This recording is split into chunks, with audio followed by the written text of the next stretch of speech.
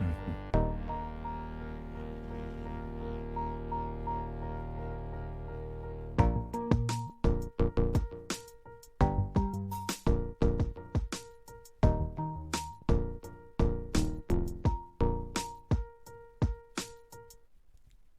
All right, folks. I just had to hear that groove. That was a new groove that I wanted to try out, and I really kind of like it. So, welcome. My name is Gene, folks, and you are with that brother of light. So today, I hope to drop a little wisdom in your left ear and knowledge in your right. Welcome to the folks unfettered. And today's episode, we're going to be talking about tech's effects on our mental health. And we're going to get right into it right after this. Let's go.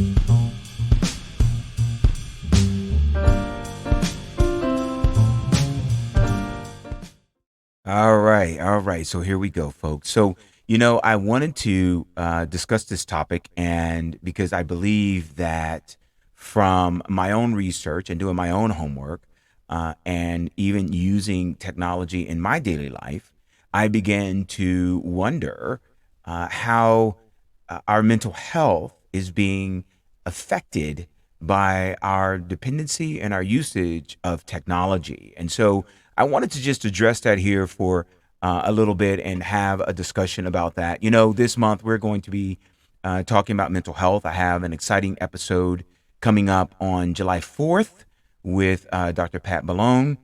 She is a high performance mental health expert. We're going to be having a conversation with her, and we're going to be talking about her practice. And we're also going to be talking about mental health in general and how it affects us on, um, not on, but in our professional and personal lives, and how the internal and external variables, actually, how the external variables are affecting our internal person. And the reason why I believe that this topic is of such importance, as do other researchers, is that, technology has become an integral part of our lives. We use it for everything from staying connected with friends and family to getting work done. And so the question becomes, what are the effects of all this technology doing to our mental health? And, there's some evidence that technology can have negative effects on our mental health. For example, studies have shown that excessive social media use can lead to increased anxiety and depression. And I want to stop here for a minute and talk about this idea of how social media can increase anxiety and depression. Have you ever gone onto a social media post? And I try not to go on as much as possible because, you do come away feeling a certain way. I don't know about you, but my anxiety increases sometimes because a couple things happen. First, I feel like I'm missing something. Like, oh my God, if I'm not online, then, what am I missing? What did this person say, or what happened, or how am I going to know what's going on with my friends here and abroad or in other places? I'm starting to feel sort of, left out. And then when I do hop on social media and look at those posts, and you see your friends going away to these luxurious vacations, or this person got married, or you see a father on there with his children, and they tell these, compelling stories about how their relationships have gotten stronger and tighter, and they've grown as individuals. Or you see, your girlfriends may have had a grandchild, or a family member have a grandchild, or one of your friends got a large promotion, or, even in the professional setting, that when you've engaged people professionally and they tend to not use your skills and services, but yet they'll try to take your ideas and run with it themselves. That can lead to a sense of anxiousness. You can become very anxious about your place in the world, because of the lens of which you're looking through, which happens to be a very myopic lens presented by social media.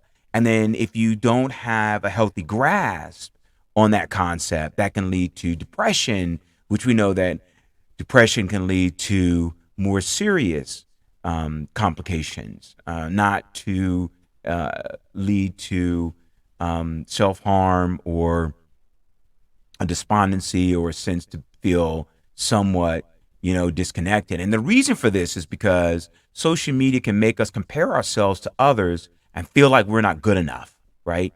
So if you're in a particular field, let's say you're an actor or a model, or you're not, or you are a business owner, or you're making donuts, or you're a floor sweeper, and you go on there and you say, this person that I know, they are having success in here, or my friends went to Aruba, or my friends went to Bora Bora, or my friends went to Puerto Rico, and yet if you know them intimately, and you know that they were just complaining to you about XYZ, or they were just telling you about how their relationship is not going as well as they had hoped it would, or that they're facing some other challenge, and yet they'll post something quite the opposite on social media that actually will make you feel some kind of way, right? And it's not that you have a hater mentality.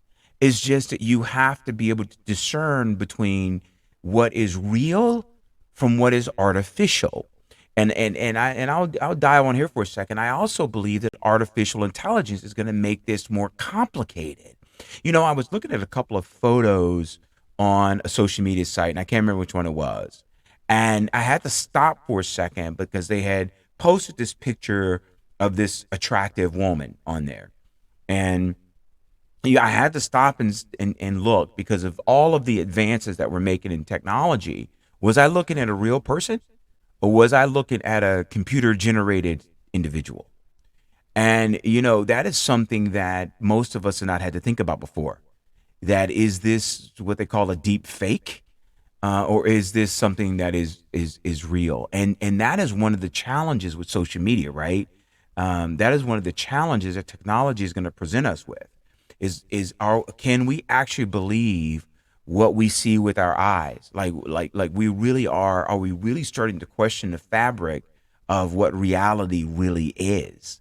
And that's a very dangerous question, but it's also one that we're asking, and especially when you have the rapid integration of artificial intelligence that is really going to start affecting every area of our lives. How are we going to address those issues? How do we keep our minds right when it comes to dealing with what's real from what is artificial? And I'm making that distinction intentionally, from what's real from what is artificial.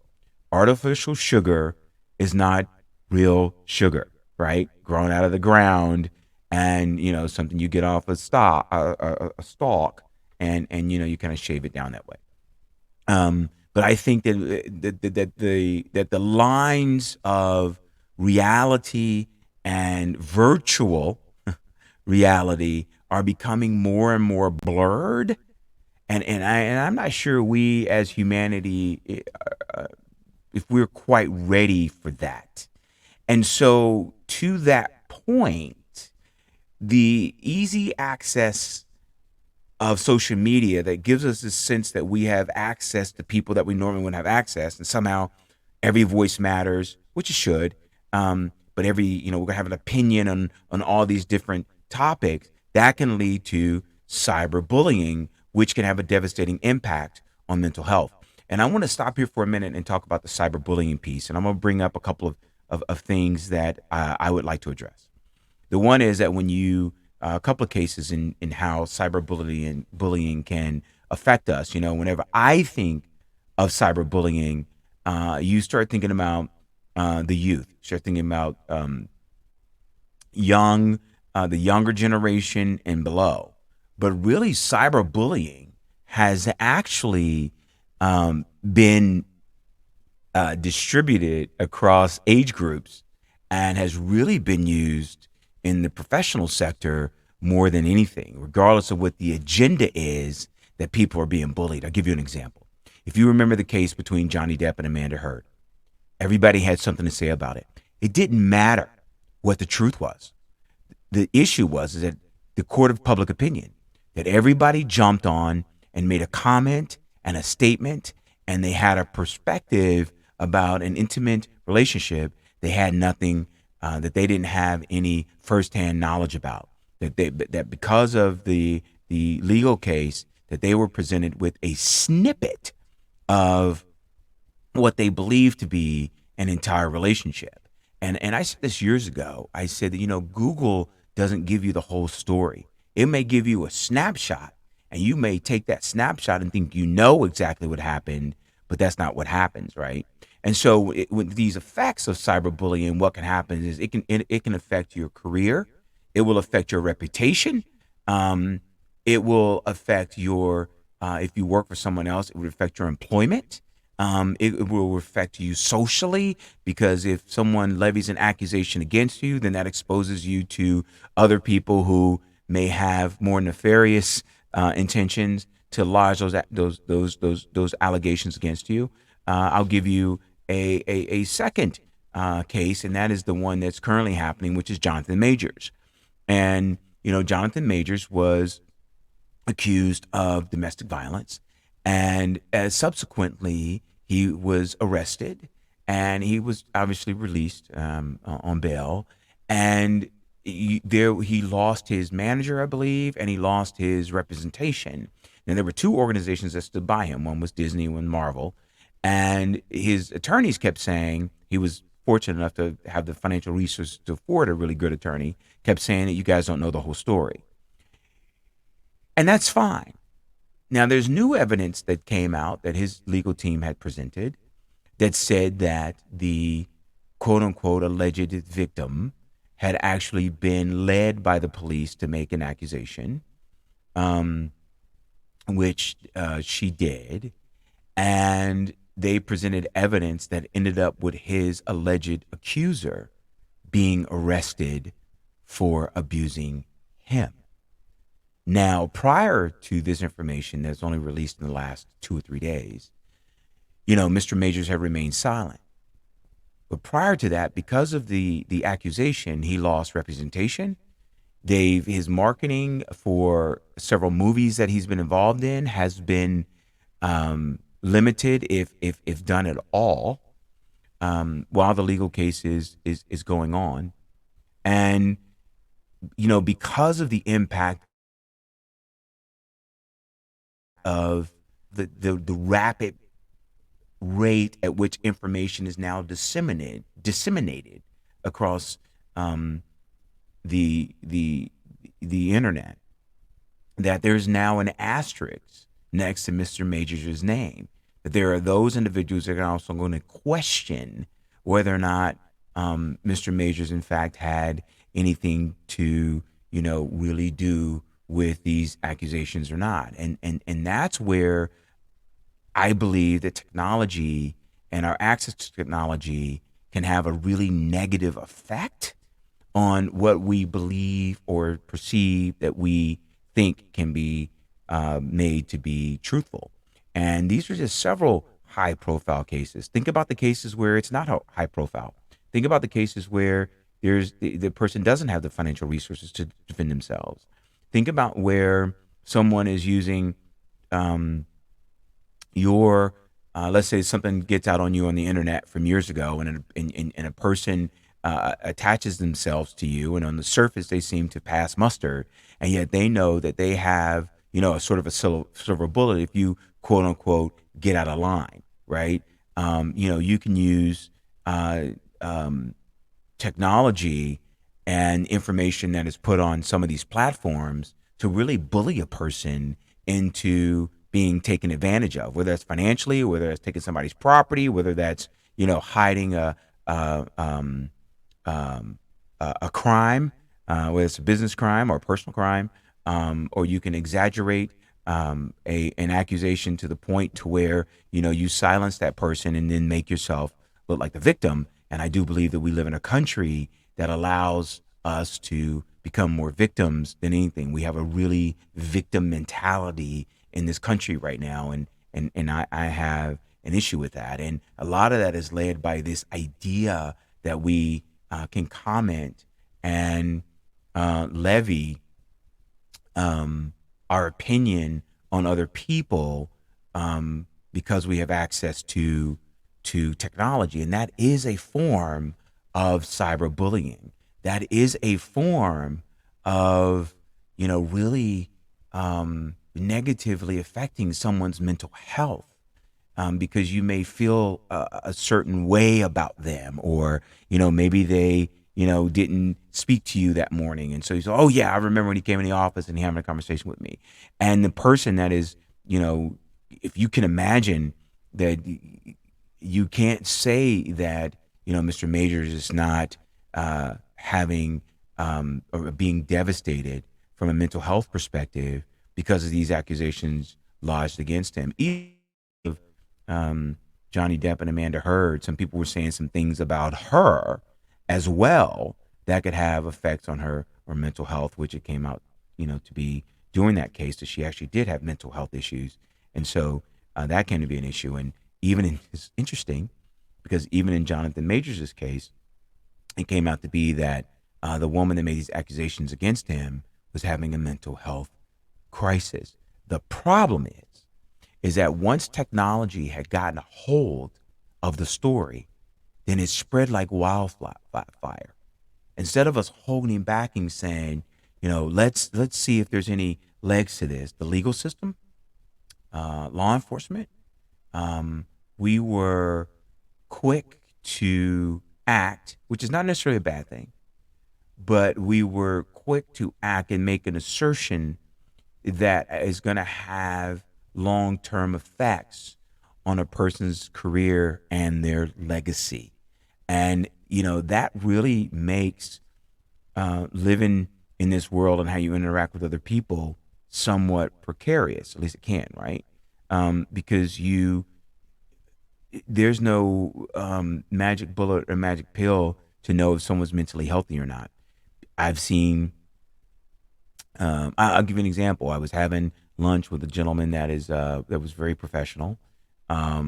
He was at the top of his field, and he was a little agitated that day. And I asked him say, just express yourself. And he was talking about how he was having some personal challenges with his life partner. And on the surface, I had said, you guys are my people. But when you really dug down to what he had posted on social media and what his significant other had posted on social media and how they present themselves to the external world internally, they were having some real challenges, where similar accusations were made against this individual, and that's just.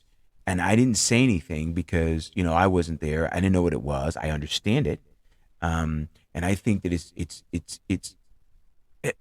Imagine if I could get online and say anything about anyone that I wanted to without the threat of consequences. We should be afraid of what technology will allow us to do and be concerned about the effects that it will have on our mental health from a two-part process. One, the mental health of the person that's doing it, and the other, the mental health of the person that is receiving it. That there seems to be some challenges there that we believe that we need to address when it comes to that. And never before, it used to be, and I'm not that old. Used to be that people were more concerned about gossip, right? Because that's all this is. This is just really gossip. But the issue with this gossip, you'd have neighborhood gossip, and then if you got out of your neighborhood, then that stuff will go away unless you went back to the neighborhood. The problem is that this type of gossip affects it can affect your livelihood, it can affect your social standing, it can affect your ability to earn a living. You can get blackballed out of an industry. You can end up in handcuffs. You can have threats of criminal prosecution before you are even allowed to defend yourself. It doesn't sound like America to me. I don't care what the issue is. It doesn't really sound like America to me. And what we're finding is that in more and more of these cases, whether it's public or whether it's private or whether we say somebody embezzled money or whatever the issue is, and I know I want to hone on one particular issue that we're having, um, is that once you find out that it's not true, then we say, well, problem resolved. You are now an innocent person. Go about your way, and we don't really consider the lingering negative effects that it's going to have on that person's life. How is you going to say, well, be careful who you choose next time as a partner? How do you know when a person's going to flip out on you? You don't. How do you know what a person's true intentions are? Now, I'm not trying to scare people in saying this. I want to give you an extreme that happens in technology as it relates to cyberbullying almost every day. And it's across the board, men doing it to women and women doing it against the men, and it's equal in that sense. But it's not always um, disseminated equally. And so part of me is kind of glad that Jonathan Majors' accuser was arrested. I think there should be consequences when you levy these type of claims at people, not to scare someone for it, but to bring more balance to it. We needed to have more um, um, increased domestic violence protections, but it has been swayed one way because we only focus on the physical part. We don't focus on the mental and the emotional and the financial part of it, which both parties, if we want to talk about equality, both parties have the ability to be an abuser. And so, we have these conversations about, gender equality. Well, you know what? If this woman abused Jonathan Majors, she'd be treated just like Jonathan Majors was treated. That's just, isn't that fair? At least it should be. And the issue is that if we go deeper with this idea of technology's negative effects on our mental health, think about trying to disseminate between, what they call a deep fake, what's real and not real. I was watching, and I'm switching the subject here because I'm done with that one topic. I was watching, I had this video ad come up, and it had this attractive woman walking. And I had to stop and think. I looked at her for a second. I had to stop and think, and something in my brain registered, this is not a real person. Looks like a real person, acts like a real person. And I had to stop and consider whether or not what I was looking at was a natural born human being, or was I looking at something that was artificially created? And I went down in the comments and looked at what looked to be real. And the comments were saying that this is an artificially created individual. And that is, boy, that evokes a whole different topic that we have yet to address. And I know I've talked about it here on the program some time ago, and I know that there are other more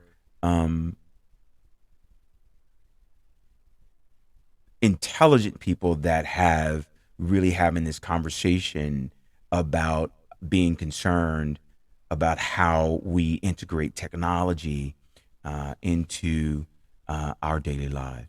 And so one of the things that, whether it's, anxiety, depression, or cyberbullying, all these things, all these potential negative effects of technology is that it can disrupt our sleep. And sleep is one of the most restorative and important parts of being a human being. When it comes to our ability to refresh our bodies, refresh our minds, refresh our emotional states, we tend to need sleep to accomplish that. And I don't know about you, but boy, sometimes I'll get in bed late at night and I'll grab my laptop, or I'll grab my cell phone, and maybe I'll be playing a game, or maybe I'm trying to read a book. And, you have that blue light that emits from screens. It can interfere with the production of melatonin. Did you know that?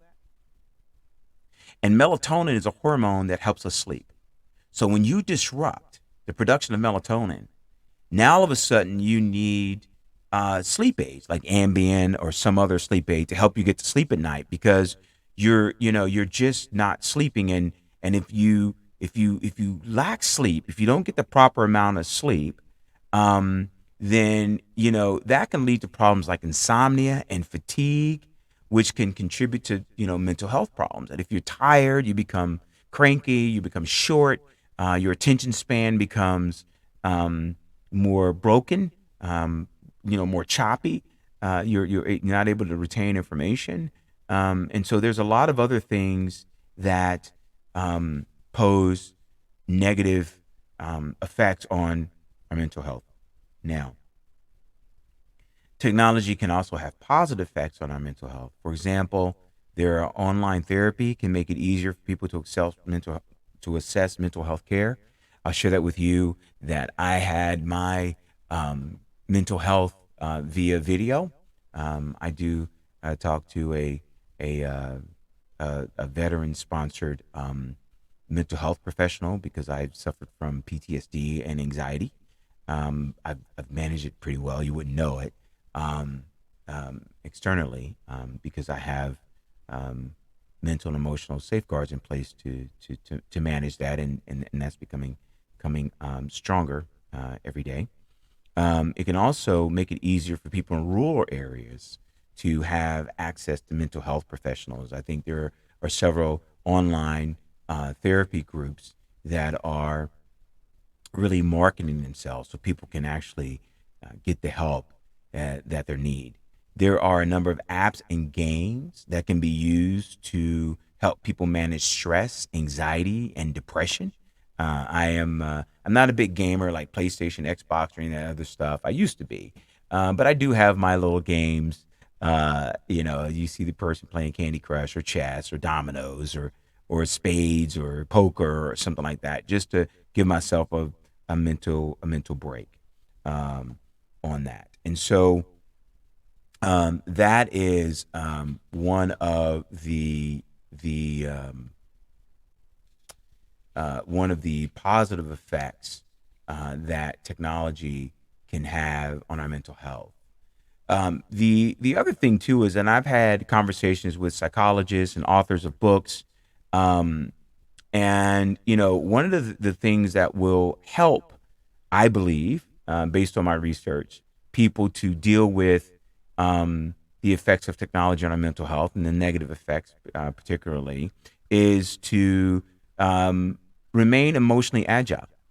You don't want to remain stuck. You want to embrace change, and you want to be able to be mindful of how you use technology. Right? You don't want technology to rule your life. You don't want to start having your palms sweat um, because you're not near your cell phone. You should be able to put your cell phone down and really engage with the person sitting next to you, and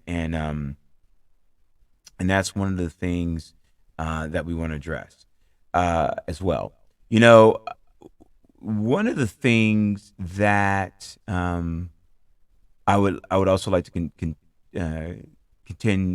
present to you is that overall the effects of technology on mental health are complex, and it depends on a number of factors, including the individual's age, personality, and how they use technology.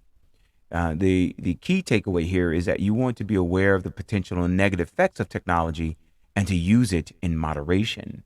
If you're concerned about the impact of technology on your mental health, you need to talk to your doctor or a mental health professional, and you need to really address those issues.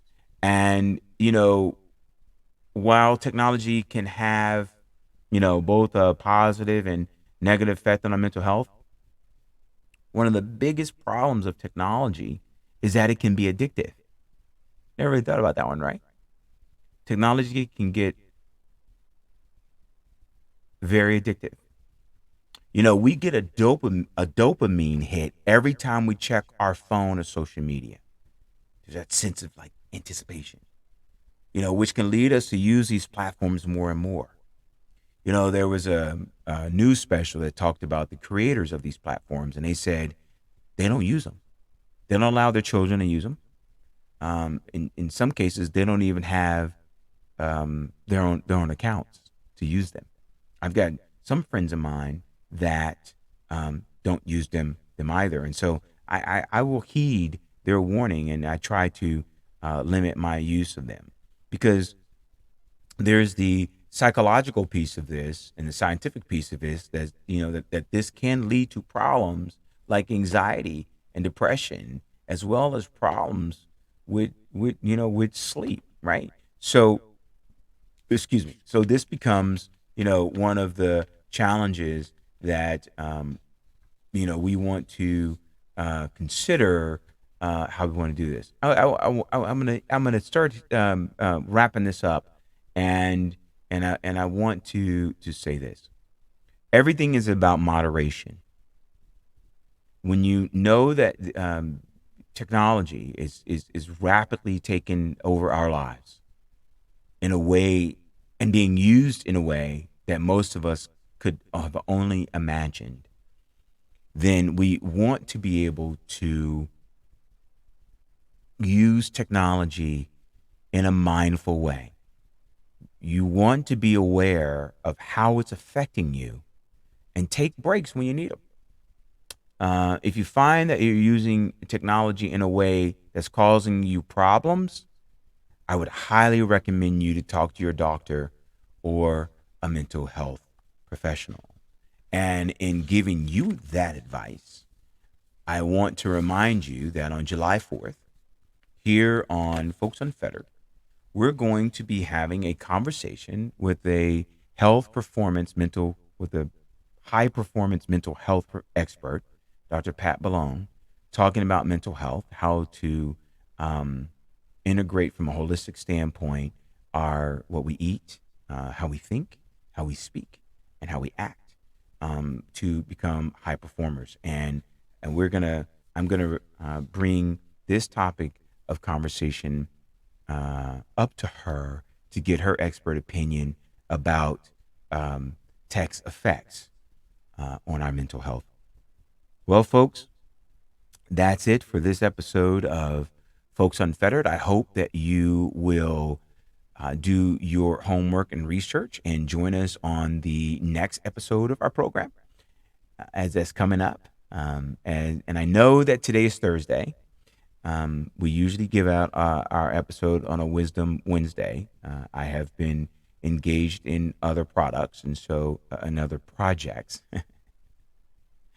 and that have taken my time and attention away. And we are going to be on our regularly scheduled program. So this episode will come out, give you something to do over the weekend, which is to get a little wisdom in your left ear and grab a little wisdom in your right. Thank you for joining me on this episode of Folks Unfettered. And as always, I'm your host, Gene Folks. And I'll see you next time. Thanks for joining me. Bye bye.